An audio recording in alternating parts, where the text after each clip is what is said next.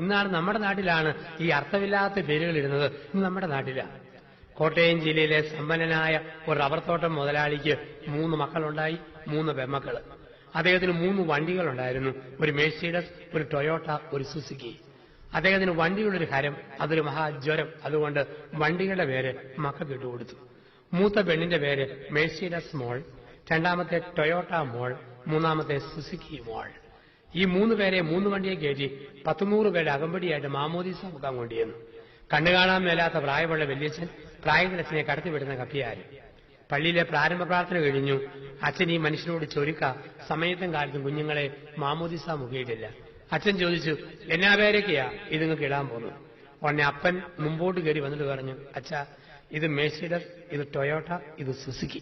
അച്ഛൻ പറഞ്ഞു, കില്ല വണ്ടിയുടെ പഞ്ഞ പേരാണ് മക്കൾക്ക് ഇടുന്നത്. തെസിയാമ്മ, റീത്താമ്മ, അന്നമ്മ, ജെന്നമ്മ, സൂസമ്മ, കത്രീന, ഏലിയാമ്മ, ഇതുകൂടി പേരൊക്കെ വേണ്ടയിടാൻ. ഉടനെ അപ്പം പറഞ്ഞു, അച്ഛാ, ഈ 3 മക്കളെ ഞാൻ വിശുദ്ധിയിൽ വളർന്നു.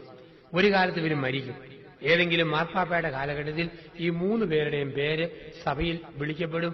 ആ പരുവത്തിൽ ഞാൻ വളർത്തും. അങ്ങനെ ഒരു കാലത്ത് വിശുദ്ധ മെഴ്സിഡസ്, വാഴ്ത്തപ്പെട്ട ടൊയോട്ട, ദൈവദാസി സുസുക്കി ഇങ്ങനെ ഉണ്ടാകുമെന്ന് ഉറപ്പാ. അച്ഛൻ പറഞ്ഞു, ആഹാ, അങ്ങനെയാണോ? എങ്കിൽ പൊന്നു കപ്പ്യാരെ ആനാമ്പള്ളി മാറ്റിവേ, പെട്രോൾ കൊണ്ടുപോവാ, ഈ 3നെയും മുക്കാം.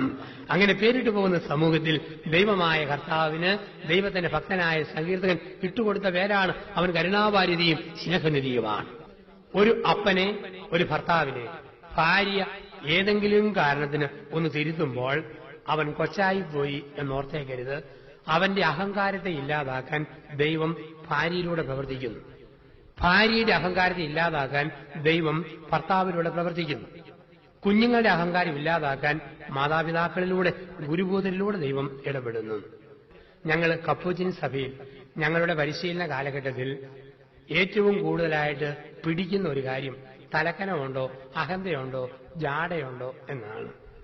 പണ്ടൊക്കെ ഞങ്ങളുടെ പരിശീലന കാലഘട്ടത്തിൽ കോപ്പയ്ക്കകത്തായിരുന്നു കാപ്പി. കോപ്പയ്ക്കകത്ത് കാപ്പി കുടിക്കുമ്പം അറിയാതെ എങ്ങാനും കോപ്പ താഴെ വീണ് പൊട്ടിപ്പോയാൽ രാവിലെ 8 മുതൽ വൈകിട്ട് 5 വരെ കോപ്പയുടെ കഷ്ണം ബന്ധിങ്ങം പോലെ കരുതൽ കെട്ടിത്തൂക്കിയിട്ട് നടക്കണമായിരുന്നു. എന്തിനാ? അകത്തെ ഇല്ലാതാക്കാൻ. ഞങ്ങൾക്കൊരു പ്രത്യേക പരിശീലന കാലഘട്ടമുണ്ട്. 13 വർഷം പഠിക്കണം കപ്പൂച്ചിൻ സഭയിൽ അച്ഛനാകണമെങ്കിൽ. 5-ാം വർഷം നൊവിഷ്യേറ്റ് എന്ന് പറയുന്നൊരു കാലഘട്ടത്തിൽ 12 മാസം പുറത്തു പോകത്തില്ല. ആരിലും അടുത്ത ബന്ധമുള്ളവർ മരിച്ചാൽ മാത്രം വിടും, അല്ലെങ്കിൽ അകത്ത് തന്നെ താമസം.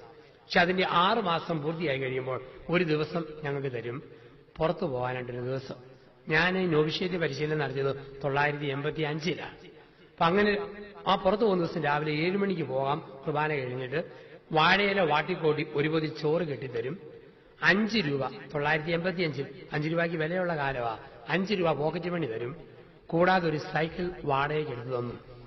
ഞങ്ങൾ 12 പേരും കൂടെ അങ്ങ് പോയി. വൈകിട്ട് 7 മണിക്ക് മുമ്പ് വരണമെന്ന 6:30 ആയപ്പം ഞങ്ങളെല്ലാവരും വന്നു. പക്ഷെ ഞങ്ങളുടെ കൂട്ടത്തിൽ കൊടക്കമ്പി പോലെ മെലിഞ്ഞ് ഉണക്കപ്പാമ്പാട് പോലെ വളഞ്ഞിരിക്കുന്ന ഒരു ശോഷിച്ച ബ്രദറുണ്ടായിരുന്നു. അദ്ദേഹം മാത്രം വന്നില്ല. സുപ്പീരിയറച്ഛനെ നനച്ചത് മുട്ട വെച്ചാൽ വേഗം എവിടെ പോയിന്നൊരു പിടിയുമില്ല. 8:30 ആയപ്പോൾ ഈ ബ്രദർ സൈക്കിൾ ഉന്തിക്കൊണ്ട് വരുന്നു.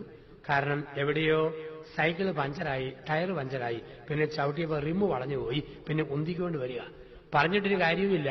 അനുവാദം മേടിച്ചിട്ട് വരണമായിരുന്നു, അല്ലെ വന്നിട്ട് പോകണമായിരുന്നു. അനുസരണക്കേട് കാണിച്ചിരിക്കുന്നു. ഒരുപാട് വഴക്ക് പറഞ്ഞു, ശക്തമായിട്ടിട്ട് കുടഞ്ഞു. വെള്ളിയാഴ്ച ഞങ്ങൾക്ക് നല്ല പണിയുള്ള ദിവസമായിരുന്നു അന്ന്. കണ്ടം കിളയ്ക്കുന്ന ഒരു പ്രത്യേക പണിയായിരുന്നു അന്ന്. അപ്പൊ അങ്ങനെയുള്ള ആ ദിവസം ഉപവാസ ദിവസം കൂടെ രാവിലെ ഉപ്പുമാവും വെറുതെ കാപ്പിയും, ഉച്ചയ്ക്ക് നല്ല ജീരകവെള്ളം, 4 മണിക്ക് വെറുതെ ഒരു ചായ, വൈകിട്ടേ കഞ്ഞി, കടുമാങ്ങ, കടലത്തോരൻ. അതാണ് സംവിധാനം. ഞങ്ങളെല്ലാം പണിയും കഴിഞ്ഞ് 4:30 വന്നു. ചായ കുടിച്ച് ഒന്ന് പ്രാർത്ഥിക്കാൻ പോകാമല്ലോ എന്ന് കരുതി. അപ്പോൾ ഈ തലേ ദിവസം വാക്കുപാലിക്കാതെ അനുസരണക്കേട് കാണിച്ച ബ്രദറിന് ഒരു ശിക്ഷ കൊടുത്തു. ഒരു പണിയും കൂടി ചെയ്തിട്ട് പോയാൽ മതി എന്ന് പറഞ്ഞു. എന്താണ് ആ പണി? അകത്ത് ഒരു പഴയ നിലവിളക്ക് ഇരിപ്പുണ്ടായിരുന്നു. ഇതിന്റെ പകുതി മുടിപ്പില് ക്ലാവ് പിടിച്ച് പായൽ നിറത്തിൽ പച്ചനിറം പിടിച്ച ഒരു പഴയ നിലവിളക്ക്, വാഴയിലെയും ചാരവും കൂട്ടിയിട്ട് ആ നിലവിളക്ക് തേച്ച് കഴുകാൻ പറഞ്ഞു. കൊമ്പനാന ചവിട്ടിയ പോകാത്ത ക്ലാവാണ് ഈ കൊടക്കമ്പി പോലിരിക്കുന്ന ബ്രദർ. എങ്ങനെ കഴുകാൻ പറ്റും? ഞങ്ങൾ നോക്കി നിന്ന് വല്ലതും പറയാൻ പറ്റുമോ? പക്ഷേ അത്ഭുതമേ അത്ഭുതം. ആ ബ്രദർ അങ്ങോട്ടിരുന്നു. വാഴയിലെയും ചാരവും കൂട്ടി ഈ നിലവിളക്കൽ 2 തിരുമ, ഒറ്റ ഉരുമ, ഒരു പിടിക്കല്, ഒരു തിരിക്കല്. 5 മിനിറ്റ് കഴിഞ്ഞപ്പം 22 കാരറ്റ് സ്വർണ്ണാഭരണം പോലെ നിലവിളക്ക് തിളങ്ങാൻ തുടങ്ങി. ക്ലാവെല്ലാം പോയിട്ട് രാത്രി ഉല്ലാസ സമയത്ത് ഞങ്ങൾ ചോദിച്ചു, ഇത്രയും ആരോഗ്യമില്ലാതെ ഇങ്ങനെ എങ്ങനെയാ അത്രയും പെട്ടെന്ന് നിലവിളക്കിനെ ക്ലാവ് കളഞ്ഞ് അതുപോലെ വൃത്തിയാക്കിയത്? എവിടുന്ന് കിട്ടി ശക്തി?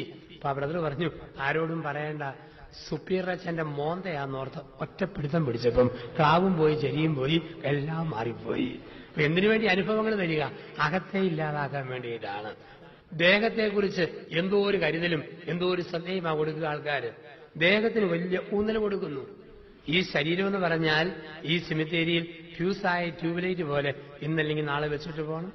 ഇന്നിപ്പം പള്ളിയിലോടൊക്കെ ഒന്നാന്തരം കാറിലൊക്കെ വന്ന് ഇറങ്ങി ടിപ്പ് ടോപ്പായിട്ട് സഹോദരന്മാരും സഹോദരിമാരും വരികയും ചില സഹോദരിമാര് ചുളിവ് വീഴാത്ത സാരിയൊക്കെ ആയിട്ട് വിടർന്ന് ഇങ്ങനെ വരുന്ന കണ്ടാത്തൊന്നും ഇവളാണ് ഗബ്രിയേൽ മാലാഖയുടെ ഇളയ പെങ്ങൾ. അങ്ങനെ പള്ളിയിലോട്ട് പോരുമ്പം ഒരുപാട് പുഴുക്കൾ ഇവിടെ ഇരുന്ന് ചിരിക്കുന്നു. ആ പുഴുക്കളൊക്കെ പറയുന്നു, ഓ നാളത്തെ ഞങ്ങളുടെ പലഹാരങ്ങൾ നടന്നു പോകുന്ന പോക്ക് കണ്ടില്ലേ? ഇതാണ് മനുഷ്യന്റെ ജീവിതം എന്ന് പറയാം. അപ്പൊ അകത്തെ ഉപേക്ഷിക്കണം, നമ്മൾ ജഡത്തെ ഉപേക്ഷിക്കണം. ദേഹത്തൊരു രോഗം വന്നാൽ പെട്ടെന്ന് നമ്മൾ തളരരുത്, പെട്ടെന്ന് നമ്മൾ വാടരുത്. ഒരു രോഗം വന്നു കഴിഞ്ഞാൽ ചില ആൾക്കാരില്ലേ, ഒന്ന് വേർത്താൽ മതി, ഇപ്പൊ പ്രഷറാണ്, ഞരമ്പൊന്ന് തെറ്റിയാൽ മതി, അറ്റാക്കാണ്. ഊരിയിട്ട് നൈറ്റിയിലൂടെ അല്ലെ ഷർട്ടിലൂടെ 2 ഉറുമ്പ് കയറിപ്പോയാൽ മതി, അയ്യോ ഉറുമ്പ് കയറി പോന്നല്ലോ, ഷുഗറിന്റെ ആരംഭമാണോ അല്ലയോ? എന്തൊരു ടെൻഷനാ. വർക്കലയിൽ ഒരു ത്വരകമുണ്ടെന്നും പറഞ്ഞ് വൈക്കം തൊട്ട് കുനിയുന്ന ആൾക്കാരെ കണ്ടിട്ടുണ്ട്. അതിന്റെ ആവശ്യമില്ലല്ലോ. വരുമ്പം വരുന്നതിന് ബാക്കി വരുന്നിടത്ത് വെച്ച് ഒരു ജീവിതമല്ലേ നമുക്കുള്ളൂ. അമിതമായ ടെൻഷനായിരുന്നു. എനിക്ക് പരിചയമുള്ള ഒരച്ഛനുണ്ട്. അച്ഛന് നല്ല വണ്ണം, ഭയങ്കരമായ വയറ്. അച്ഛൻ പറയും, എന്നാ പറയാന്, പുഴുവിന്റെ പലഹാരം വളർന്നു വരുന്നു. വയറെ നോക്കിയിട്ട് പറയും, ദൈവസ്നേഹം വർണ്ണിച്ചില്ല എന്നുള്ള പാട്ട് ഞാൻ ഈ പാടിയല്ല. ഞാൻ ചോദിച്ചു, അതെന്നാ അച്ഛൻ? ഓ ഇത്രയും വലിയ വയറും വെച്ചുള്ള എങ്ങനെ പാടും, സ്വന്തമായി ഒന്നുമില്ല, ഇത്രയൊക്കെ ആയിപ്പോയില്ലേ. ഇപ്പം അദ്ദേഹം ഡോക്ടറെ സമീപിച്ചു, ശ്വാസം മുട്ടലായിട്ട്. ഡോക്ടർ പറഞ്ഞു, ഒരു കാര്യം ചെയ്യണം, അച്ഛൻ ഉറക്കം വരുമ്പം കിടക്കണം, ഉറക്കം പോകുമ്പോഴേ ചാടി എഴുന്നേറ്റോണം, പകൽ ഉറങ്ങരുത്, 4 നേരത്തെ ഭക്ഷണം 8 നേരമായിട്ട് മുറിച്ച് കഴിക്കണം. അങ്ങനെ കഴിച്ചാൽ അച്ഛന് ആരോഗ്യം വീണ്ടെടുക്കാം. എന്നിട്ട് ഒരു ത്രാശ് മേടിക്കുക, ആ ത്രാശ് മേടിച്ചിട്ട് അച്ഛൻ ദിവസവും തൂക്കം നോക്കണം, കുറച്ച് കൊണ്ടുവരണം. അങ്ങനെ 100 കിലോ ആകുമ്പോഴത്തേക്ക് അച്ഛന് പ്രത്യേകം മരുന്ന് ചെയ്തു തുടങ്ങാം. അപ്പം ഒരു ത്രാശ് മേടിക്കാൻ പറഞ്ഞു. ത്രാശ് മേടിച്ചു. 3-4 ദിവസം കഴിഞ്ഞ് അച്ഛൻ എന്ന് പറഞ്ഞു, ഡോക്ടറെ അതൊട്ടും ഒക്കുമെന്ന് തോന്നുന്നില്ല. ഡോക്ടർ ചോദിച്ചു, അതെന്നാ? വയറ് കാരണം അക്കം കാണാൻ മേല, അതാണ് പ്രശ്നം. ഡോക്ടർ പറഞ്ഞു, പോട്ടെ, കയറി നിൽക്കുമ്പം തൂക്കം പറയുന്ന ഇലക്ട്രോണിക് പുതിയ ത്രാശുകളുണ്ട്, അതുകൂടെ മേടിക്കുക, കയറുമ്പം തൂക്കം പറയും. അദ്ദേഹം ത്രാശ് മേടിച്ചു. പിറ്റേ ദിവസം ചെന്ന് പറയും, ഡോക്ടറെ അത് അത്രയും കൂടെ പറ്റുന്നില്ല. എന്താ? ഞാൻ കയറുമ്പോഴേ ത്രാശ് പറയുകയാണ്, ദയവ് ചെയ്ത് ഒരു സമയത്ത് ഒരാളെ കയറാവൂ എന്നാണ് പറയുക. അപ്പം എത്ര വണ്ണമുണ്ടെങ്കിലും എത്ര ചെറുപ്പമാണേലും എത്ര മുഴുപ്പുണ്ടെങ്കിലും ഓർക്കുക, നമ്മുടെ ജീവിതം എന്ന് പറയുന്നത് പുഴുവിന്റെ പലഹാരങ്ങളായിട്ട് കടന്നുപോകുന്ന ജീവിതം. അകത്തെ ഉപേക്ഷിക്കുക, ജഡത്തെ ഉപേക്ഷിക്കുക. നാളെ എന്ത് സംഭവിക്കുമെന്ന് നമുക്കാർക്കും ഉറപ്പില്ല. ഇന്നലെ പത്രങ്ങളിലും മറ്റും കാണുക, ഓരോ ദിവസവും പത്രം നോക്കുമ്പോൾ ഇന്നലെ ഉറങ്ങാൻ പോയ പല ആൾക്കാരും ഇന്ന് എഴുന്നേറ്റിട്ടില്ല. പത്രത്തിൽ നിര്യാതർ ആയവരുടെ കോളത്തിൽ അവർ സ്ഥാനം പിടിച്ചിരിക്കുകയാണ്. ഇങ്ങനെ പോയാൽ ഒരു ദിവസം നമ്മൾ തന്നെ പത്രം നോക്കേണ്ടി വരും, നമ്മൾ തന്നെ നിര്യാതരായോ ഇല്ലയോ എന്നറിയണമെന്ന് വരികയും. ദിവസവും നമ്മുടെ ജീവിതത്തിൽ ഇരുട്ടിലേക്കുള്ള എടുത്തുചാട്ടമാണ്. ഇന്ന് ലോകത്ത് ആർക്കും ഒന്നും ഉറപ്പല്ലല്ലോ. റോഡ് മുറിച്ച് അപ്പുറം കടക്കാൻ പറ്റുമോന്ന് നമുക്ക് ഉറപ്പല്ല.